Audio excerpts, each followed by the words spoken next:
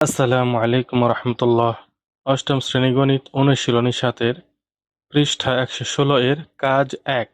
প্রশ্নটি হলো সার্কভুক্ত দেশগুলোর নাম লেখো। সার্কভুক্ত দেশগুলোর নামের সেট লেখো।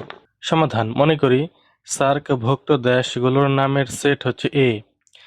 সার্কভুক্ত দেশগুলোর নামের সেট হচ্ছে এ, এটা ধরলাম বা মনে করলাম।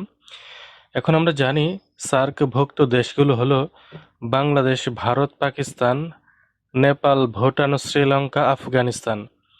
এই 8টা দেশ হচ্ছে সার্কভুক্ত দেশ। সার্কভুক্ত দেশগুলো হলো বাংলাদেশ, ভারত, পাকিস্তান, নেপাল, ভুটান, শ্রীলঙ্কা, আফগানিস্তান। যেহেতু 8টা দেশ হচ্ছে সার্কভুক্ত দেশ, তো আমরা লিখতে পারি সুতরাং এ ইকুয়াল টু এই সবগুলো লিখব। বাংলাদেশ, ভারত, পাকিস্তান, নেপাল, ভুটান, শ্রীলঙ্কা, আফগানিস্তান লিখে এগুলোর মানে শুরুতে একটা সেকেন্ড ব্র্যাকেট, শেষে একটা সেকেন্ড ব্র্যাকেট দিয়ে দিব। কারণ সেটের উপাদানগুলোকে সেকেন্ড ব্র্যাকেটের ভিতরে লিখতে হয়।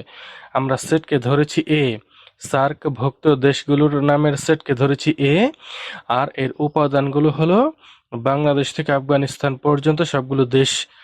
এটাই হচ্ছে এটার অ্যান্সার। অর্থাৎ এ ইকুয়াল টু মানে এ সেট হবে বাংলাদেশ, ভারত, পাকিস্তান, নেপাল, ভুটান, শ্রীলঙ্কা, আফগানিস্তান। এটা হবে অ্যান্সার।